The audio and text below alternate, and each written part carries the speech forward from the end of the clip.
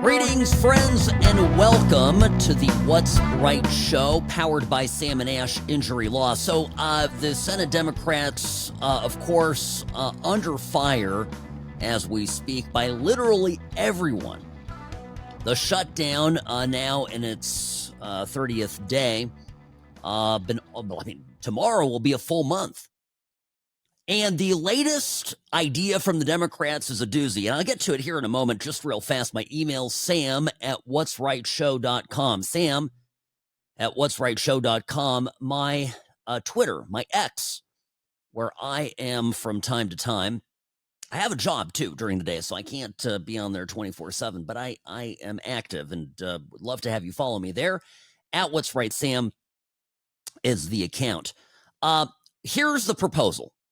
The Senate Democrats, I don't know what they're smoking, but this is the proposal. We would like you Republicans, after jerking everyone's chain for the last 30 days, we would like you Republicans to do a carve-out and do a simple, straight-up funding bill that gives money to WIC, to SNAP.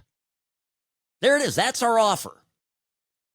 We want you Republicans to bail us out from the fiasco that we have created that ultimately is going to bring pain to our voters. Now, I listened to this, and not enough people are saying this. Honestly, I'm actually appalled that it's not the number one, sentence running on the Chiron on every news channel across America, which is, Senate Democrats would want to pay people on welfare before they pay people that are actually working. We have people showing up to work at TSA. We have people showing up to air traffic control. We have people in the military who are at risk of losing their pay. And guess what they want to do? Screw you, working people of America. We want to pay people who are not working, the 1 in 8 Americans, some foreigners in there too, 1 in 8 people in this country on benefits. How many of those are able-bodied? How many of those people ought to be working? How many of those people are working and getting paychecks and supplementing their existence with our tax dollars? And I'm not even here to debate that. I mean, that's a separate conversation. But it's a giant screw you to America to have Chuck Schumer with a straight face say, yeah, Republicans, we made you an offer, and Republicans are withholding this. Get lost. Goodness gracious. This is how out of touch they are. Now, really what this is all about, I'm convinced of it now, is the Democrats have completely painted themselves into a corner.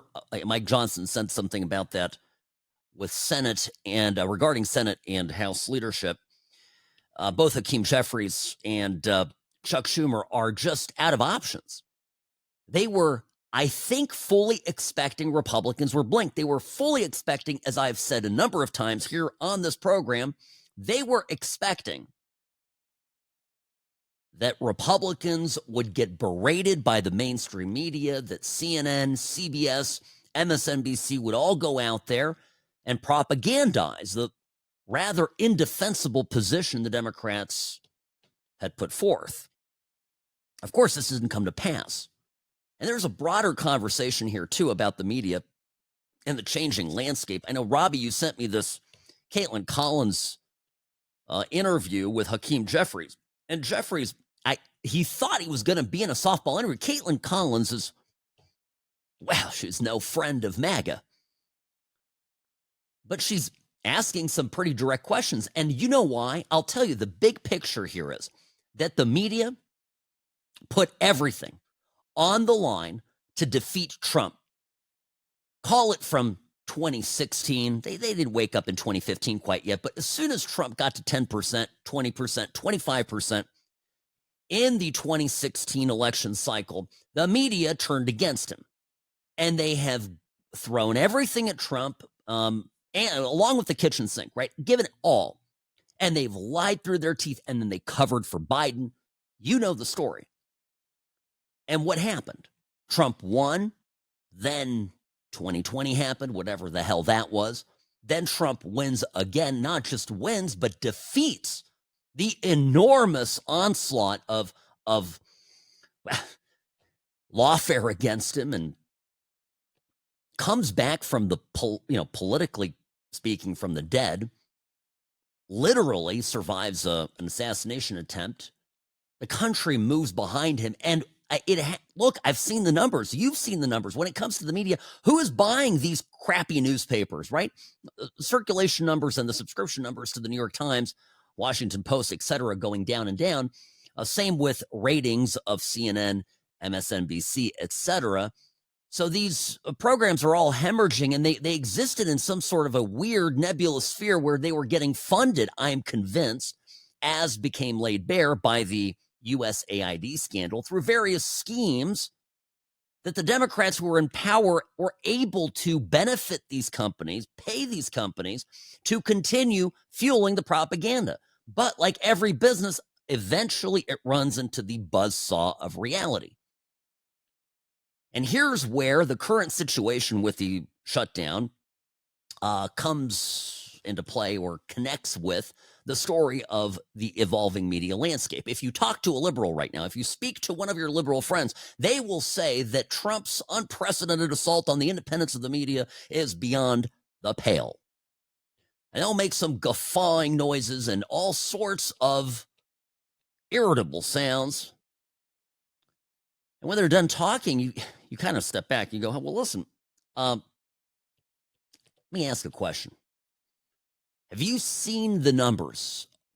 I don't know. Last 4 years, 8 years, have you seen the negative stories about Trump versus the negative stories about Biden? The positive stories about Trump versus the positive stories about Biden? Oh, Hillary, Trump, Hillary, right? Are you really telling me? Now, I know you believe that Trump is all bad and that Biden and Kamala and Saint Hillary are all good. I understand that, but maybe, just maybe, you believe that because the media is telling you to believe it, right? What came first, the chicken or the egg? And the fact of the matter is, people have let themselves be programmed. Fact of the matter is, nothing is all good or all bad. Like, we know this instinctively. We know, we understand as human beings, particularly those of you out there who are parents. I'm a dad. I've got 3 kids, a boy and 2 girls. 2 are teens, one's preteen. There's her side, and then the truth, right? 3 different stories, okay? And what's my point here? It's not a slam on anyone. It is an acknowledgement that people have allowed themselves to be completely brainwashed, and the data backs it up. And that brainwashing was a product of what? And I'll tell you, right, the people that work at these CNN, I mean, Brian Stelter and that crew, people who are running CNN in the Biden era, for example, I mean, absolute anti-Trump fanatics. But at the same time, I'm convinced the math, economically speaking, didn't have to math. They didn't have to make things work because they were getting ad revenue from various NGOs and government entities, and the Democrats were basically paying to keep these people afloat. You remember Politico? Remember the scandal with Politico, that they were getting all these government subscriptions that were $10,000 or whatever? It was some obscene amount a pop. It was a high-level subscription to Politico, And the government was basically paying Politico to write stories that helped Biden and hurt Trump. And that's why there was a 95% skew in the direction of the Democrats. The economic reality is what is hitting these networks. The kind of coverage that succeeds or would succeed would be just the facts, ma'am. There used to be a radio show. I talk about this all the time. Was later also a TV show, Dragnet. Iconic cops and robbers procedural crime drama. Joe Friday, he was a cop, right? Sergeant Friday. What else? His thing was the people would start to carry on and give all sorts of emotional responses and talk about things that just the facts, ma'am. Just the facts. That's all we need to know. That would sell. This here, the What's Right show, it's a commentary show. It's what's on my mind, and I'm palms up about it. This is my opinion. I do this, and I do it because I love it, and I love each and every one of you, and I cannot tell you how much I enjoy it. And you either enjoy it with me or you don't. But to pretend that this so-called news coverage was journalism all these years, to pretend that there wasn't a bias in presidential debates, to pretend that the Democrats were 95% right and Republicans were 95% wrong is absurd. No one believes that. And they were waking up from it. The reality of having to pay the bills and actually get viewers has hit them. And now the Democrats don't have anybody to run political cover for them anymore. And this is why I'm convinced. This is why the shutdown will end. And it will end a few political careers in the making, in the process. Sam Mirejovsky here behind the What's Right microphone. Friends, quick obscene profit timeout. I'll be back in a moment. I'm the best. Personal injury law has been the same for a long time. The best. Big egos, greed, and sleazy schemes. We've had enough. Welcome to Sam and Ash, the new standard for personal injury law, where things are done the right way, because you deserve a team that delivers real support and results. When you have both, your whole world can change. Sam and Ash Injury Law, because you deserve what's right. Hi, Sam Mirejovsky here. The show, the What's Right show, is what you're listening to. Lucky you, you're in the best place you could possibly be this beautiful day. Coming to you live and local from beautiful downtown Las Vegas, Nevada. And, okay, well, quick word here. I just had something come up at work at Sam and Ash Injury Law. Someone got into an accident, and the first thing that, is an issue that comes up are rental cars. So can you get a rental car?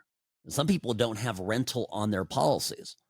And then it's a big hassle to try to get it from the other driver. You have to prove that you were at fault, and they go through this process and everything. If you're stuck in that hell, call us. Get some advice, right? You need help. And talking to the other side, even to your own insurance company, can be counterproductive. It's like talking to Democrats. My gosh.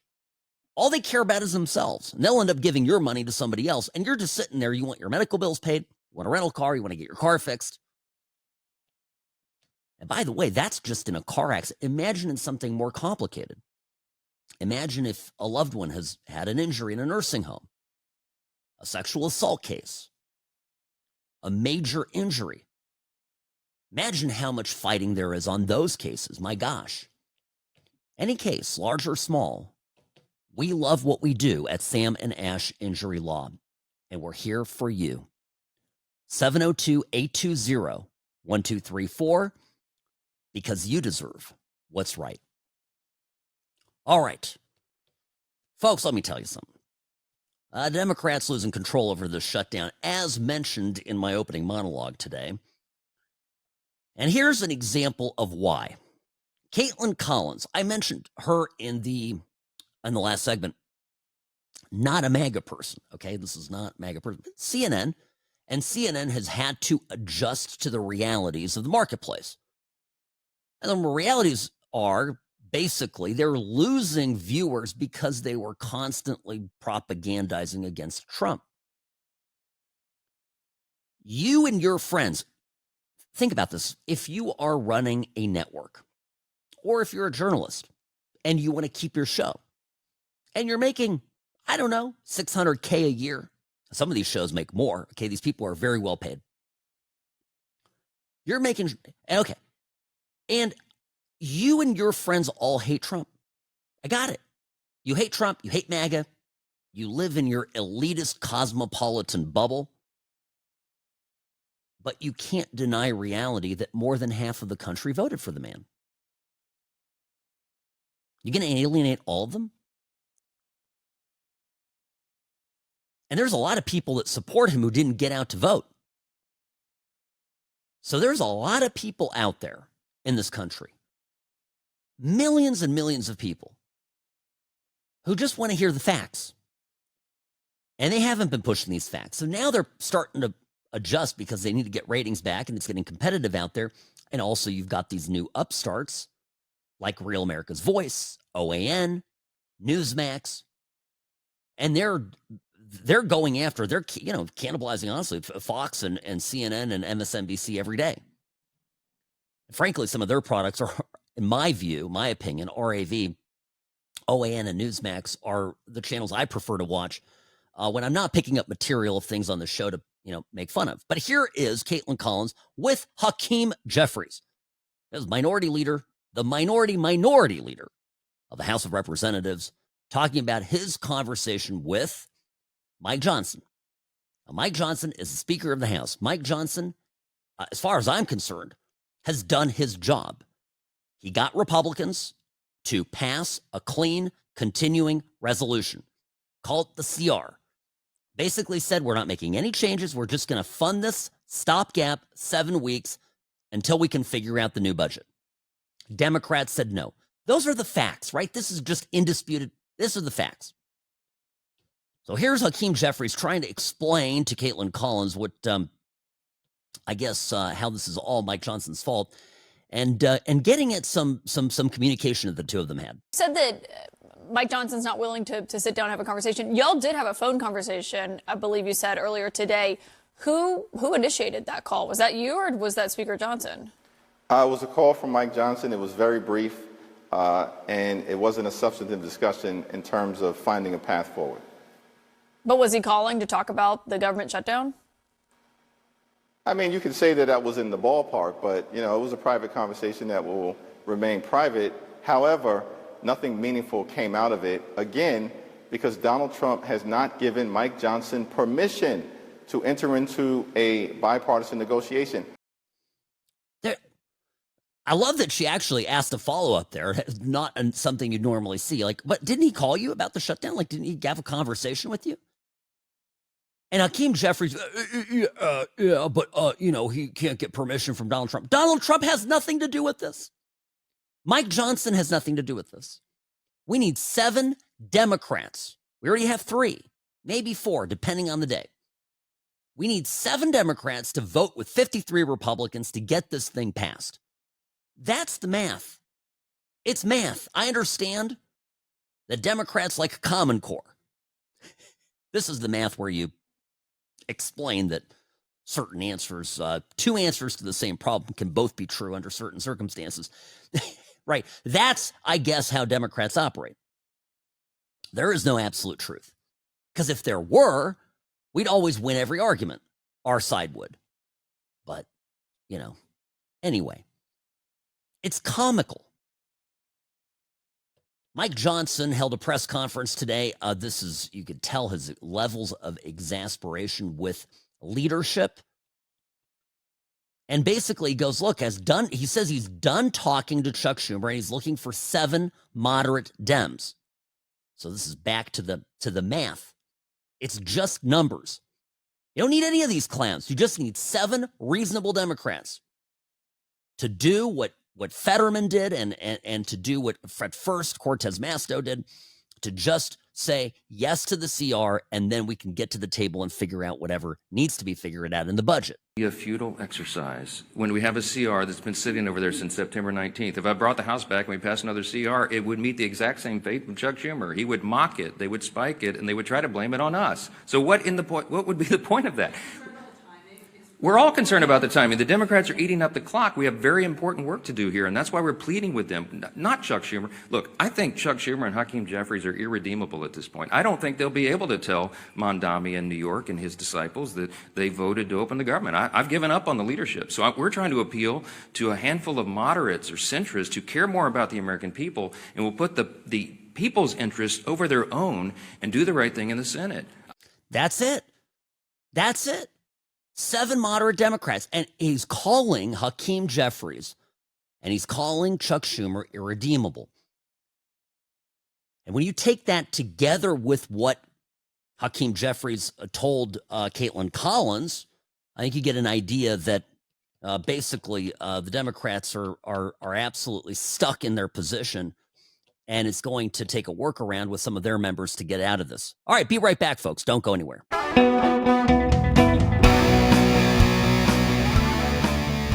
Yeah, I saw Chris Cuomo. He losing his mind over this, too. Speaking the truth off the Democratic script. Good to see this. Refreshing. Sam Mirejovsky here, Nevada's favorite recovering Californian, behind the What's Right microphone, as per usual, reporting for duty this time of day. Now, Cuomo did a point of view TikTok, a selfie style video. Well, he's saying it's all the Democrats' fault and that they keep moving the goalposts. It was, he's right. Don't believe the hype about ending the shutdown for people on food stamps. First of all, what happened in the military? What happened to air traffic controllers? You know what happened, right? They're playing a game. Senator Schumer is now moving the goalposts, right? What's more sympathetic? Air traffic controllers are pretty sympathetic. Well, what's more sympathetic than they? Members of the military who protect our freedoms on food kitchen lines. Okay, what's more sympathetic than them? Poor kids who can't eat. Oh, okay, let's move the goalposts to that. We want a standalone bill only for food stamps. And the other ones can just go themselves. You see, this is the game. Schumer's not wrong. They should be funding those things.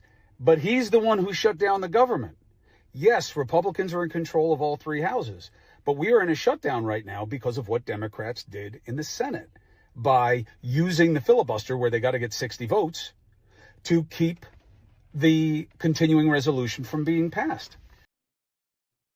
There it is. It's pretty straightforward now. By the way, last night, John Thune, like you've never seen him before. Senate Majority Leader, top Republican in the Senate. Not always my favorite guy in politics, but hey, last night he had caught a little bit of a wind and really took everyone to task. It was delivered. It's on the floor of the Senate. Just a powerful oratory. This is what Thune. These are the remarks that are now everybody's talking about. And the senator from New Mexico was absolutely right. SNAP recipients shouldn't go without food. People should be getting paid in this country. And we've tried to do that 13 times. And you voted no 13 times. This isn't a political game. These are real people's lives that we're talking about. And you all have just figured out, 29 days in, that, there might be some consequences. There are people who run out of money. Yeah, we're 29 days in. And they've done their best to make sure that a lot of these programs are funded. But at some point, the government runs out of money. 13 times, people over here voted to fund SNAP. 13 times they voted to fund WIC. My aching back. Finally realized this thing has consequences. Well, you know what? What Democrats are doing here. They're making plans to keep the shutdown going. And they realize, all of a sudden, 29 days in, that this is a real consequence, real life pain for American families. Erin McGuire, who worked for Senator Thune for 3 years, wrote on X that she never once heard him raise his voice or get this angry. Mike Lee, Senator Mike Lee, wrote, years from now, we'll look back at this moment and ask, remember that time when Thune got mad? Thune doesn't get mad. He did today, and with good reason. Yet the people who are opposing, Republicans who are pro-shutdown, because really that's what we have to say, Chuck Schumer and Hakeem Jeffries and the radical left are pro-shutdown. They want this thing to continue. They've said as much. They have literally spoken about this publicly. declaring that the pain inflicted by this is a political asset for themselves and for their party. They think that this is all a show, that Republicans are just putting on theater. I can't. What do you do? And it got this yesterday. There was this a heated moment on CNN's Laura Coates. Karen Finney, who's a DNC strategist and a former MSNBC host. There's also a broad GOP strategist there. And then Frank Luntz, the noted pollster and centrist, spoken to Frank a few times. He's not a Trump guy, but he's a smart guy. Frank got a little heated. There was a tete-a-tete between him and Karen Finney exactly over this Senate oratory delivered by John Thune. So this is how it started. They didn't just figure that out. It's a beautiful performance. It's not a performance. It is a performance. It's not a performance. Frank, I know him. You are not talking. I know him. I am talking. No, I'm talking. No, I was answering Tell the question. The truth. You need to not be tell rude and let me truth. finish the answer. And tell the truth. I want to hear from both of you. Don't you dare accuse me of lying. John Thune, I know John Thune, and he was not a performance. Hold on a second. I hear you both. I want to hear from all of you. Start your response, please. If you want to interject at that point, please do. But I want to hear you say. And if you're not being truthful, I'm sure they'll take you to task. Yes. I felt like that was a performance. What I was going to say is right after that, the Republicans blocked a measure that was put forward by Democrats that would have actually said, let's go ahead and put some money into SNAP. But one of the other things that I think Democrats are so enraged about, how about the resistance package that took $200 million away from SNAP benefits? I mean, Republicans are upset because now their voters are about to have consequences. Huh? Now, look, now here's where I say, I know Frank Luntz. This is an unusual place for him to be in. He's not usually this confrontational. He's not. Everybody's getting very confrontational. You see the leftists here, the Democratic National Committee strategist starts clapping as soon as the clip is played, basically intimating that this is all performance theater and that this was a show put on by Senate Majority Leader Thune. Now, again, why does this all matter? Why do we care about this? We need to understand, if you care about the shutdown, if it's an important issue, and it is, obviously, because things are about to start getting whack. Okay, if people aren't getting paid their WIC money, these are people who are possibly going to get a little bit volatile. Not all of them, but a certain subset of them. They've threatened riots and things like that, and looting of Walmarts, and there's real economic impact, whether or not you yourself are directly, let's say, affected by the shutdown. There's going to be stuff that goes down. So, the Republicans are upset. They care about this stuff happening. They want to prevent bad stuff from happening. But at the same time, they're refusing on principle. And I love this. I love that my party finally has found its cojones and is saying no to the Democrats. Look, we won the election. Trump won. We won. We've got the House and the Senate, okay, 60 votes to get this thing done. We'll listen to you. We'll listen to you in a without a gun to our heads. But we're not going to play this shutdown game. We're not going to let you extort us. I mean, that's that. But okay. So what? Okay, well, here's how it continued, right? Because, and I love how this segment ended on CNN. Again, this was yesterday. Frank Luntz and this crazy lady Karen. Actually, her name is Karen. Funny enough. From the Democratic National Committee, Democrat strategist. So this is how he goes. Okay, I'll hear you out. Chuck Schumer said this shutdown gets better for us every day, knowing full well that on one of those days it would mean SNAP benefits would be denied. Democrats have had 13 chances to reopen the government, and every other CR. Every other time we've had a continuing resolution to keep the government open, when Democrats were in charge, they said, oh, you can't bring other issues in. You just have to clean CR. Sorry, that was Brad Todd. That was what Brad Todd, the Republican strategist, said. playing this out of order. And here is then, well, no, it's in order, but I was going to play it differently, Ravi. See, we're not always thinking exactly the same way. It's okay. So here is then after the Republican kind of gets in a word, right?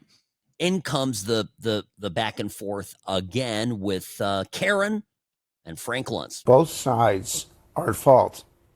And this is where I feel alone because I'm critical of both sides. But I know John Thune. I've known him now for 20 years. He doesn't do that. He has never done that. I'm sitting in your green room and I'm watching the video of that and I was shocked. And we got to stop demonizing. He doesn't do what? I want to be clear. I don't know. He doesn't get emotional. He doesn't say that on the floor of the Senate. That's not John Thune. And we sit here and demonize these people, and it's wrong. We are creating so much hate, so much division. This is toxic. And I know this from my focus groups, from my polling, how angry, how divided we are as a country, and at some point it gets too far. I'm going to apologize to you publicly for interrupting you. I should not have done that. But please don't say that that's... It's not the first time you've done it. Probably won't be the last. So I'm trying to apologize to her. This is what the problem is. No. We reject each other. We're mean to each other. We mistreat each other. I did not come on this show to have this conversation, but it needs to be had. Wow. Yeah, Frank Luntz usually does not get this feisty, and it doesn't get this emotional. What's their play? What's the Democrats' play? Again, they can just wait this out. And I'm telling you, if Trump can figure out a way, it seems that Republicans have, the administration has figured out a way to somewhat pay the military, cover a few other, essential costs. The ICE people are still doing their thing. It's not like any of this has stopped Trump's agenda. Trump is still traveling around the world, making trade deals. He's met with, Xi. He's doing his thing. He's running the country. Meanwhile, the legislators who have the power of the purse can't agree on anything. And the Republicans have all agreed, and they've all fallen in line. And a number of Democrats have joined that effort. Four more. That's all it would take. Speaking of, what did you think of that body language between Xi, the president of China, and Donald Trump? And by the way, we haven't spoken about China in a while, the importance of this trip and the reactions to it. Up next, Sen Mirejovsky here on the What's Right Media Network. Don't go anywhere. Hey, we got a whole nother hour after this too, so just stay put.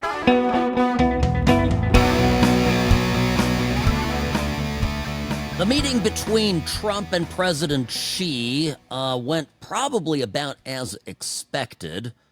All things considered, there wasn't as much hype as I thought would be around it, particularly, I think, because of all the other news swirling around, like the shutdown. But Trump went through Asia. He was in Korea yesterday. You know this. Got the Golden Crown. The left-wing Korean government doing a little... playing a little joke. I think that's obviously what it was. Gave him a giant ornate crown, which is great. Trump can wear it now and really piss off the left. Knowing Trump and how he is, he will embrace this and run with it, right? Because just like after that No Kings rally, a bunch of conservatives started posting pictures of themselves with crowns. Even Trump did.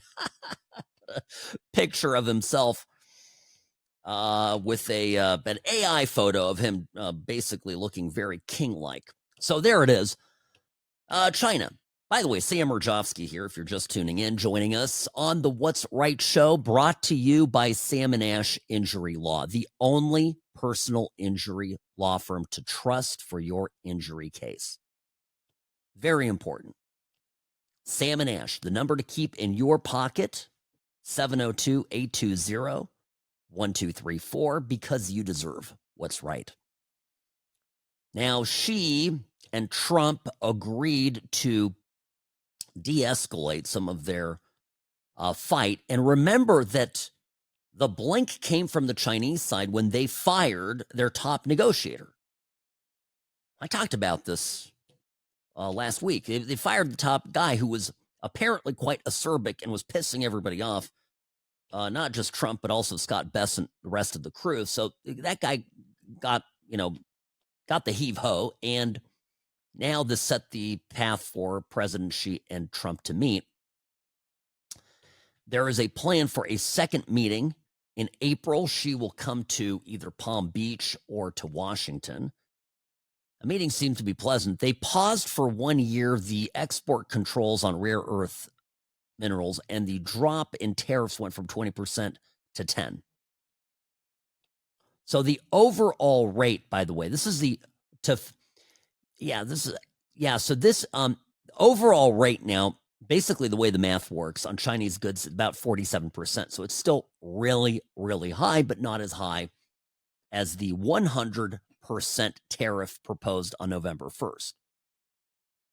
And in the background, too, remember, the Senate just voted. I think they got 3 Republicans to join with Democrats. They voted to strip the president of the tariff power.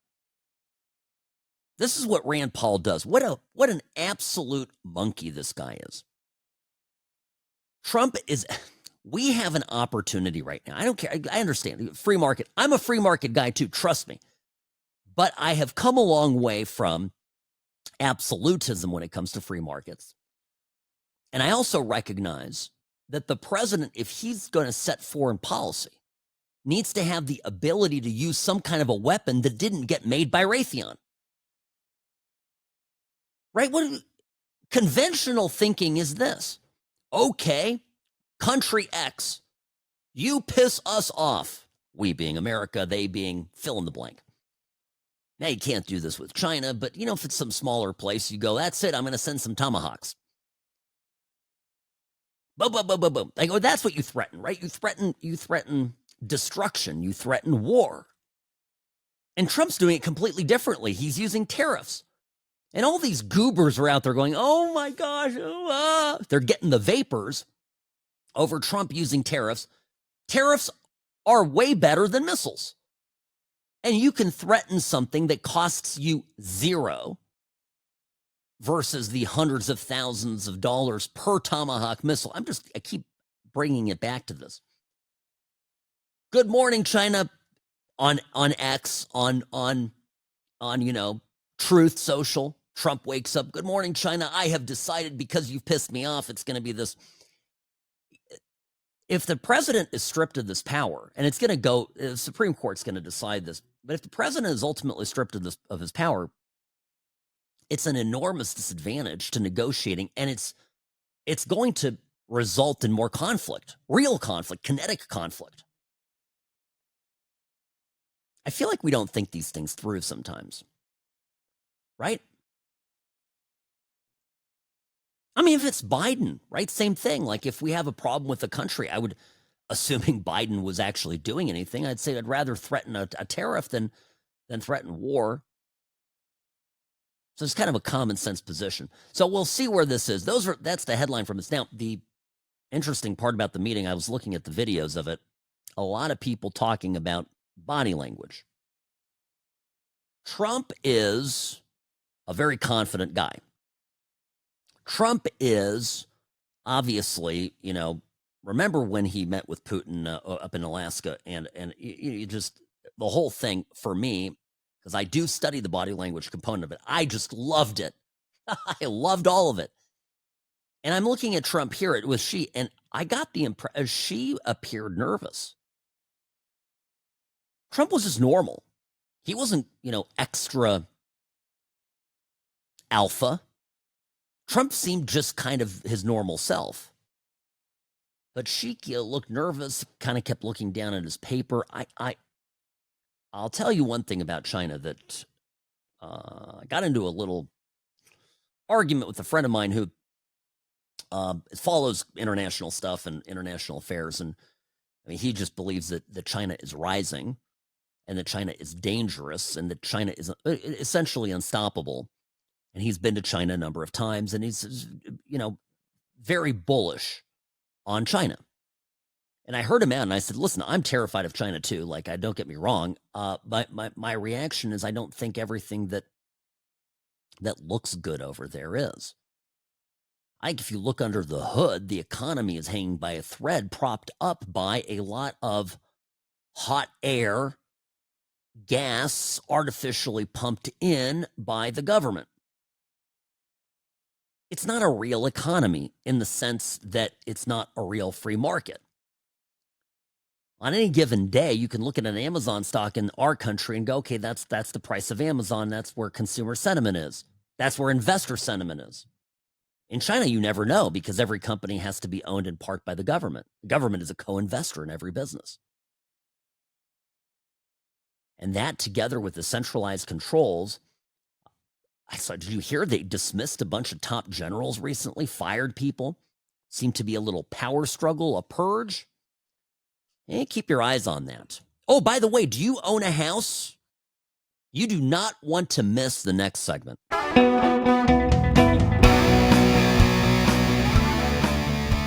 Stupidity has consequences. That keeps coming into my head as I follow this story. Friends, welcome to the program.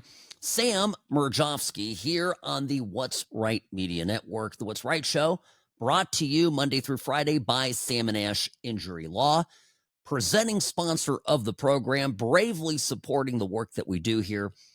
So please, if you are in an injury, have an injury, or in an accident, Sam & Ash Injury Law, 702-820-1234, because you deserve what's right. Now, have you heard about what's going on in Canada? You're probably thinking, well, Sam, what the hell? Yeah, a lot's going on. Nothing is going on in Canada economically, first of all. Second of all, Mark Carney, who has positioned himself as Mr. Anti-Trump in the Northern Hemisphere, is making the rounds in Asia as well, trying to score deals. It's not going to work out well for the Canadians, but there's another problem going on. And that's this case. I mentioned it when it happened, when the news of it broke. A case decided by the High Court in British Columbia, which is a province in the western portion of the country, having to do with Native people. They call them First Nations, I think is the term that Canadians use, First Nations. So these are some Aboriginal people that once upon a time did some fishing in a little village in an area. The area ultimately got settled. The government there sold land titles to developers. The developers sold homes to people like you and me. The people moved in. They obviously had mortgages, paid property taxes, and suddenly they get a letter in the week a couple weeks ago, letter in the mail a couple weeks ago, that says, hey, by the way, you have a little problem here. Your land that your house is on may actually belong to these Native Canadians. Can you imagine getting that in the mail, by the way? I don't know what, I would lose my mind. Right? And incidentally, the people that also got notice of this were the banks, right? The bankers. So the bank gets, imagine, I don't know, you have Wells Fargo or whoever is your mortgage holder, and they get a letter in the mail that says, yes, subject property on, X address belonging to Sam Mirejovsky is his title may be null and void, which means the lien that you have on the property is null and void. So, looks like Sam, who owns the property, has equity in the property, he's screwed. And hi, bank, you're screwed too. By the way, who's going to get a government bailout? The homeowner or the banks when they scream loud enough? Now, I opened the segment talking about how stupidity is dangerous and has consequences. One of the pieces of evidence presented in court, it turns out now that I've had a look at it, was these land acknowledgments. They presented, you know what this is? You get up there and you say, they do it here. They do it right here in Las Vegas. Freaking idiots over at UNLV. You guys are dumb. Can I just tell you this? Not all of you, but the people that do this particular thing. Oh my gosh. Stand up there and says, well, I'd like to take a moment to recognize that we are sitting here on land that once belonged to the native tribe that lived here, and before it was stolen by the gringo. Kind of look around the room like, I'm looking. I've experienced this. I've shared the story many times. So it's a big thing in Canada, by the way. Remember, there was somebody that was murdered, violently murdered and raped, and the police commissioner gets up to hold a press conference, about this terrible crime, and she rattles off a land acknowledgement for the first 2 minutes of the whole press conference. Because you actually in Canada have to do these. Well, anyway, they submitted it as evidence. And let me put on my lawyer hat here for a minute. Here's why they did it.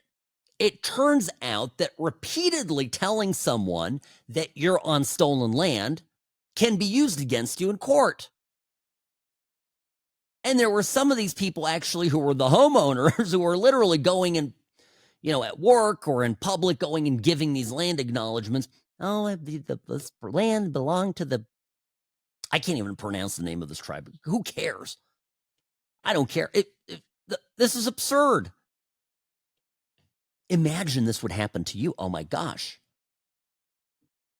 But I started thinking about this a little bit more, and it struck me that I am more right than I even realized originally when I told you when this whole post-October 7th Free Palestine bullcrap was starting, and everybody running around and getting, elated, getting a contact high on the left over Palestine. And I told you that this was a new incarnation of communism. And I explained that it was about the power dynamic, the classic Marxist power dynamic, that you have the oppressor, you've got the oppressed. It's a tale as old as time. The oppressor obviously is Israel because they, if you pull out your Vista paint color wheel, are a little whiter than the other people. And then also, secondly, they are the ones with the military that's out there, kicking ass and taking names. Never mind that it is a tiny speck of a country in the midst of a very hostile region that for the last 70 years has had to put up with and ward off major efforts to annihilate it. But there's another element to this new Marxism under the guise of Free Palestine. The hammer and sickle red Soviet flag replaced by the black and white keffiyeh. What is it? Well, if you think about it, it's the same redistributionist, confiscatory policy agenda that communism has under the guise of whose land is it anyway? Right? They can come along and they can say, you're on stolen land.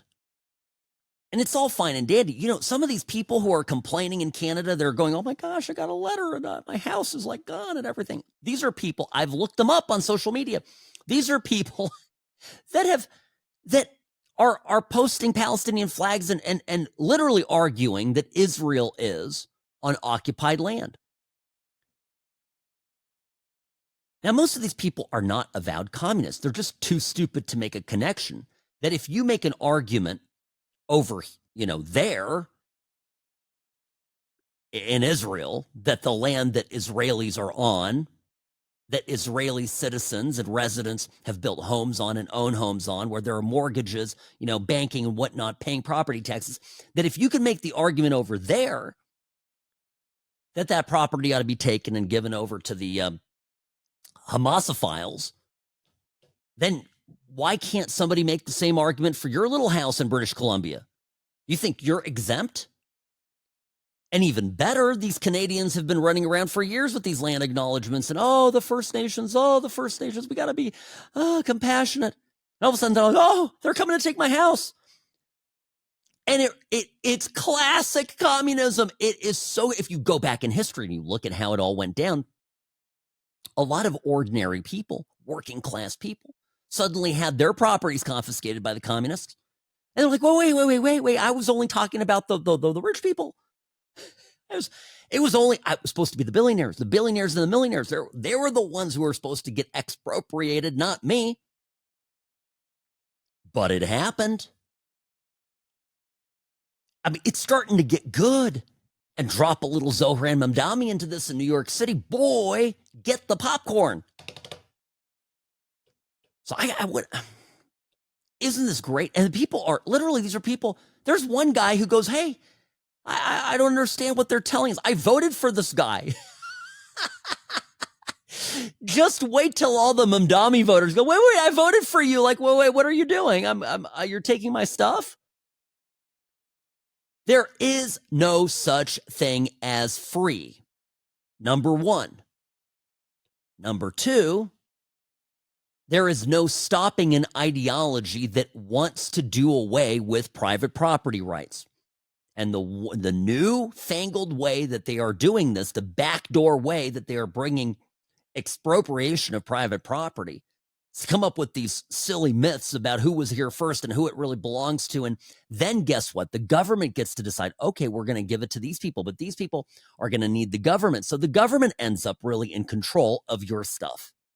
And just like that, we are back to 1917 in Russia. We're back to 1948 in Czechoslovakia. We are back to post-war China under Mao.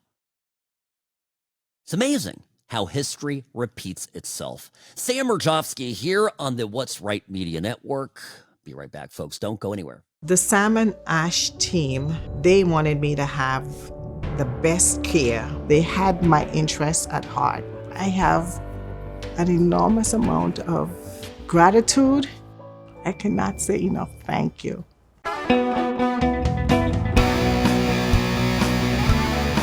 Good grief. Okay. Yes, I'm here, Robbie. Don't worry. He's always panicking on me. Sam Mirejovsky here. Sam@whatsrightshow.com is my email. Here Monday through Friday for your listening pleasure. Friends, always great to be with you. At What's Right Sam on X, formerly known as Twitter. At What's Right Sam. That's where you find me. The consequences of elections. It's an election coming up next week. It matters who you vote for. And I think a lot of these Mamdani voters in New York honestly have no idea how bad it can get. They think it's just, no big deal. Everything's going to be all unicorns and rainbows, etc. Yeah, I'll tell you, this was great. There was a homeowner in British Columbia in a place called Richmond in Canada who had his mortgage company and tell him basically that they're revoking his mortgage, that they're not going to renew it. Listen to this. Listen to the angst that he has over what's happening to him, his financial future. By the way, the reason they're revoking the mortgage is because the courts have decided, the government has come in and said, yeah, your land doesn't really belong to you because it belongs to the native tribes. It belongs to some aboriginals who were there before you. And the title that the government gave to the first developer of your block, of your parcel, that then sold it to the first owner, sold it to the second owner, sold it to you. That chain of title is now hereby invalid. Is that not wild? So anyway, here is a guy described as a Richmond landowner getting asked by a reporter about this. Just crazy. How long have you lived here? 1975. I grew up in Richmond. I elected that guy. Do you have a mortgage on your property here in Richmond? I do. Have you spoken to your lender? I have. And what have they told you? They are not renewing it. Can you take us back to when you first found out? I'm assuming it was a letter or online? It was a letter that came in the mailbox. What was going through your head? Just mixed emotions that I've been paying for the city for no reason at all. Right? I paid taxes, I bought the place. Now, lo and behold, I don't own my place. not fair. Wow. Crazy. And by the way, the Deputy Prime Minister and the Attorney General of British Columbia, her name is Nikki Sharma, says this is all an effort to right past wrongs. Again, this guy says, hey, I elected these. He's voted for the libs. He's admitting it. Well, you get what you get what you vote for. Are there any legal implications to land acknowledgements that say that we are on unceded territory? I think I want to say very clearly that the work of reconciliation is very important. We work with First Nations across this province, and we work with cities, and we work with people across this province to lift all boats, to come up with resolutions to sort through past wrongs and move forward in a way that respects all people. And I think that's an important way to look at this. What about the Indigenous people who think land acknowledgements are empty? Like, people don't actually want to give up the land when they say that? I think this is a question that is a little bit not related to the issue that we're speaking today, but I will say that it's our position as a government that reconciliation is an important part of the work of the province, and I think all British Columbians expect us to sit down at a table together and try to resolve issues that are important to them. Well, they've sat down at a kitchen table. They've sat down in front of a judge. They've sat down in court, and the court decided that they don't own their property anymore. I don't know. I'm just saying.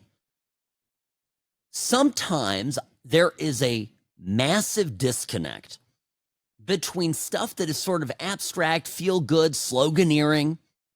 I mentioned free Palestine. Or maybe it's free buses. Free buses, yay! Zohran Mamdani every day in New York running around in that little tight gray suit with the tie. Gotten rid of his little native outfit that he used to wear before he ran for mayor. All over the place, right? This comedy of it. He's completely rebranded himself as this Western, corporate guy, but fighting the corporations. And what is he saying out there? Free stuff, free stuff, free stuff. And we're gonna make things more fair. And it's a great slogan. We're gonna make things more fair. Who doesn't want things to be more fair, right? Well, you and I don't want things to quote unquote be more fair because we understand what that really means. Being more fair implies, the left implies by this, that they're going to make things more equitable. They're going to force equity. They packages as equal opportunity, but it's not going to be that. It's going to be equal results. And so if you got a little more than the guy next to you, you're going to have to give that up to even it out. Producer Robbie and I talking during the break about Occupy Wall Street. Remember that, big movement. Whoops, as I bump into the What's Right microphone. And now see what I mean, Robbie? We got to get this fixed. Studio's falling apart. At least my keyboard today, my trackpad is fully charged, folks. Yesterday had a bit of a snafu. Well, we're talking about the Occupy Wall Street crowd. Remember, they'd interview these kids that were, kids, they're 20s, and some of them, from really prominent families, but a lot of them also had jobs. And they were up there going, yeah, Occupy Wall Street. And they would talk about the global one, down with the 1%. Who is the 1%? If you are a professional living in New York City, for example, chances are you are the global 1%, okay? Without even question. Like, you're comfortably deep into the top 1%. There's no functional difference between you and Elon Musk compared to the guy living in some mud hut in sub-Saharan Africa. Or, it's not. It didn't connect. And it never connects. These guys in Canada ran around supporting the Liberal government, voting for Liberals, voting for, all the NDP people, doing land acknowledgements, going, oh, yeah, my house doesn't, this. Never thought it was going to be their house that in their quest to appease the politically correct warlords out there, that they would end up losing their property. these $250,000 a year young professionals in New York who feel like they aren't making it because they don't live in a 5,000 square foot apartment overlooking Central Park, and because it's, New York's expensive, are voting for Mamdani.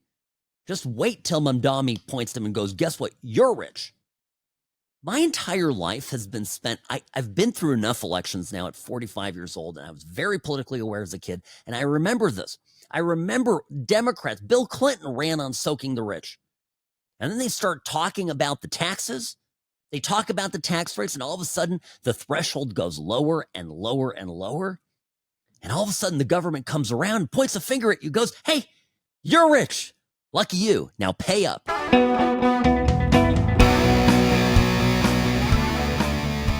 Rarely wrong, always right. Sam Mirejovsky here behind the What's Right microphone, friends. Welcome to the program. Sam@what'srightshow.com is my email.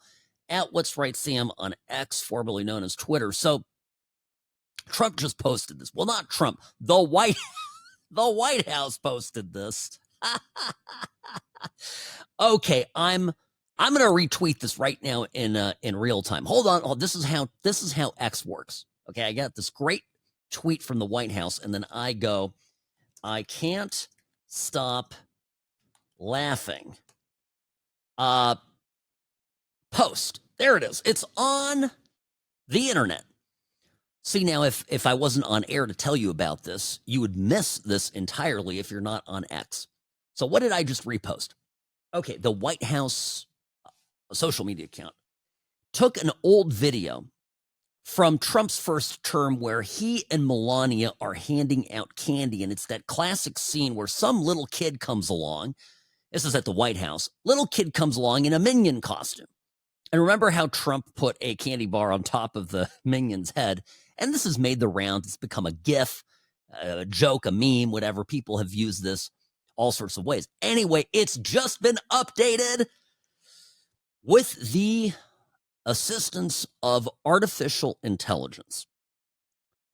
The Trump people put little Hakeem, and they're little, they're like minion-sized, okay?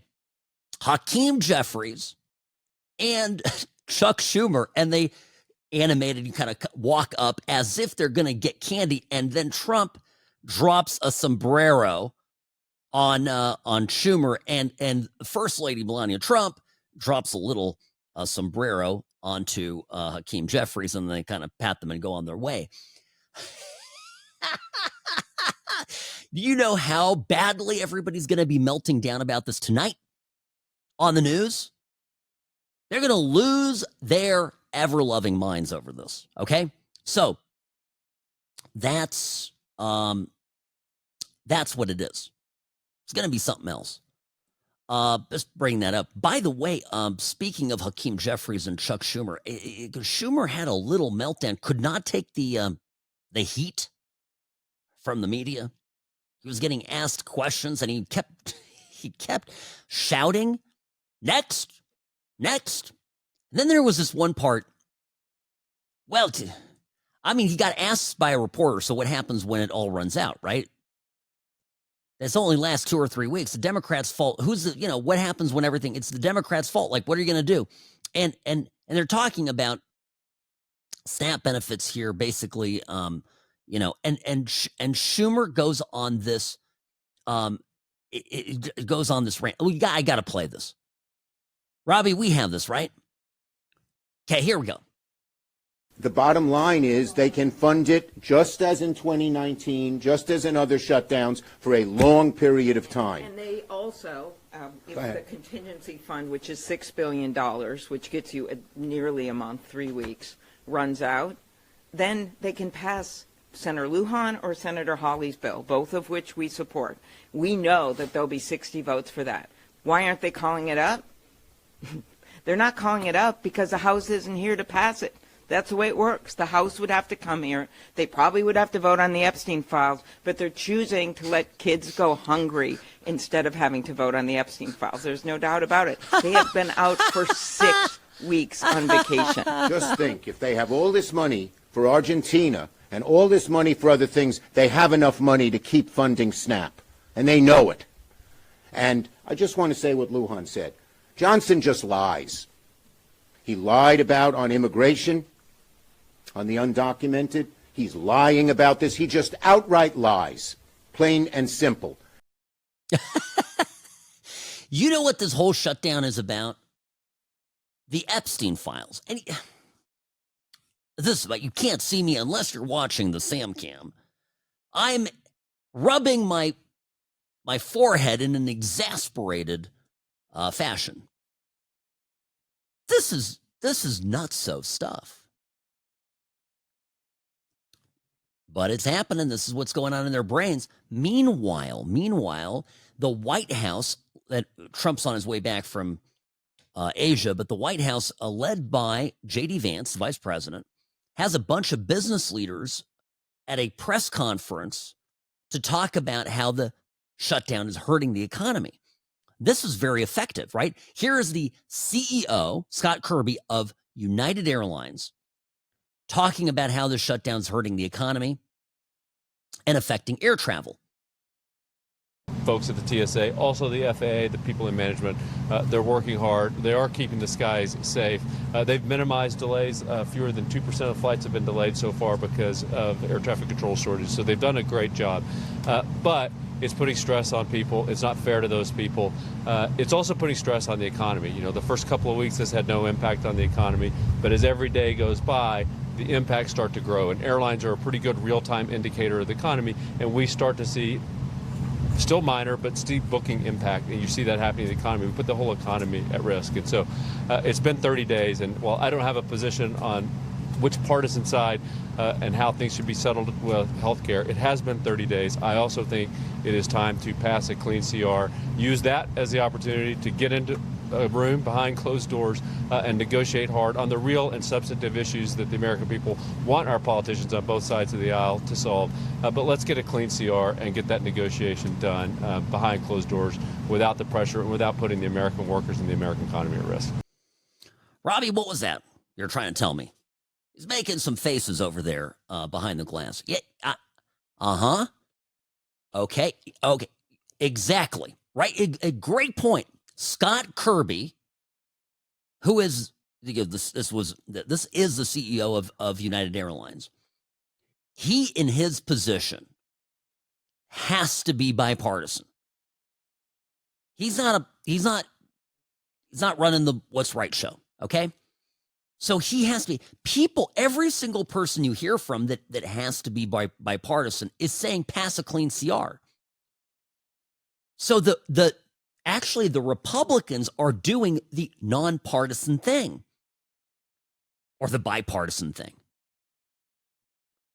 Well, if you're a major CEO in America, you've got to dance with everybody, right? You got to work with Trump. You got to work with the Democrats. You know, tomorrow the Democrats are going to be back in power. Not tomorrow, but you know, get the idea, right? You have to build relationships with anybody and be Switzerland.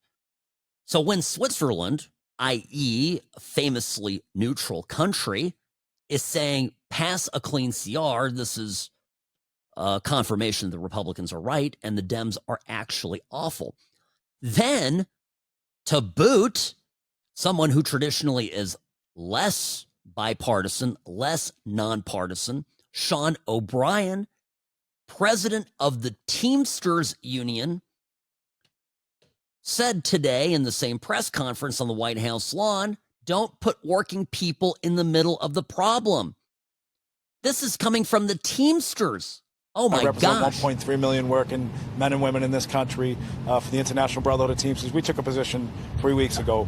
Pass a clean CR, get to the table, negotiate a deal. Do not put working people in the middle of a problem they should not be in there. And we got to think about the families that are going to be affected. Think about when you have to tell your son or daughter they can't play sports because you're not getting paid. Think about when you can't pay your mortgage. Think about when you can't pay your tuition. put the politics aside, get to the table, negotiate a deal, pass a clean CR right now, and then figure out the problems moving forward. And I want to thank the air traffic controllers. I want to thank the aviation administration for all their hard work and sacrifice they make.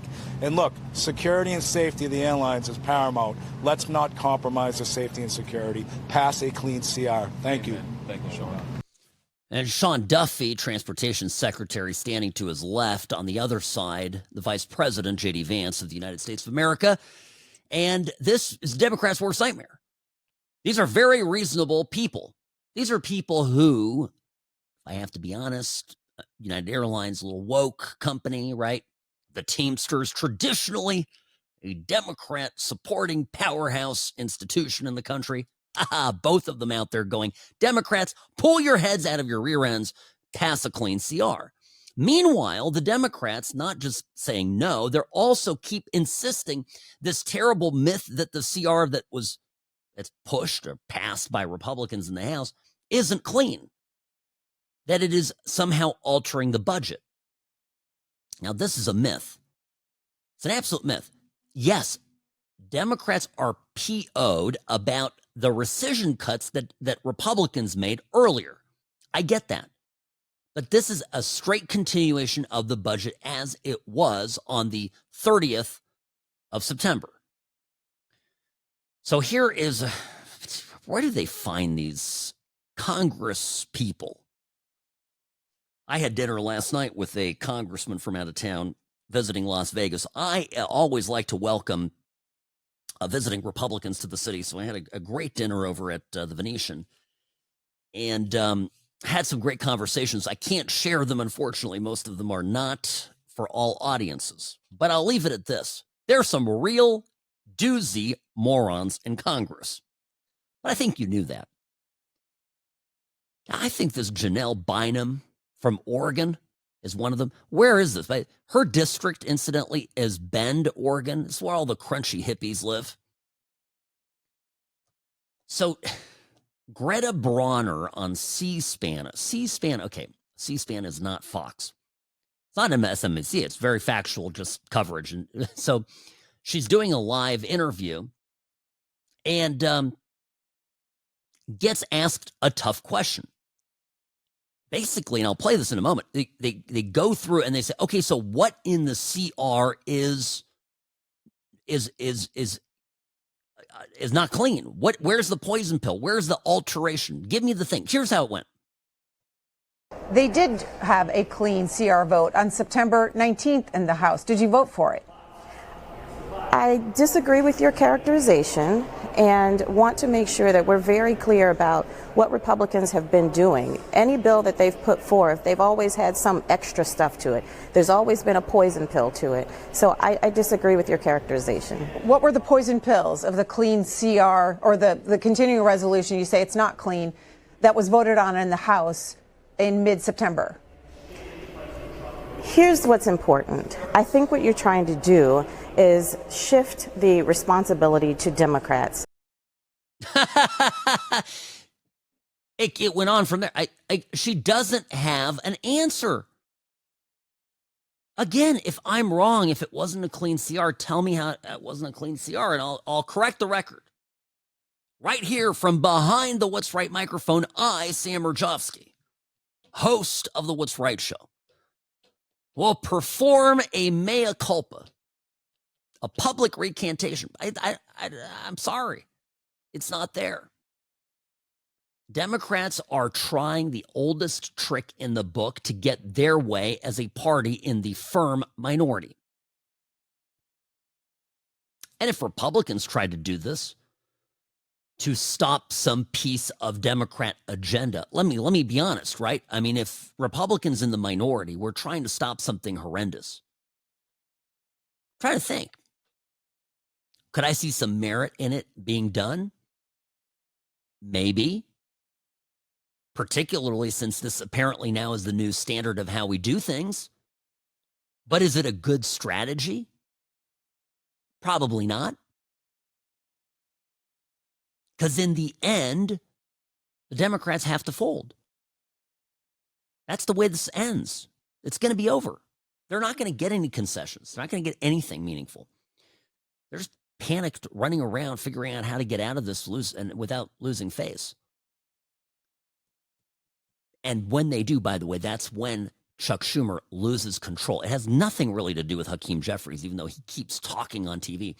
Chuck Schumer, he'll have defections from his party, and he's either allowed them to happen or not, but it will look as though the defections happened behind his back without his approval. And he'll see that as the way out. Unfortunately, it'll be also seen as a tremendous sign of weakness. And it'll open up, obviously, the primary for AOC to come in and absolutely destroy him. Mark my words. Sam Mirejovsky here, behind the What's Right microphone. Back in a moment.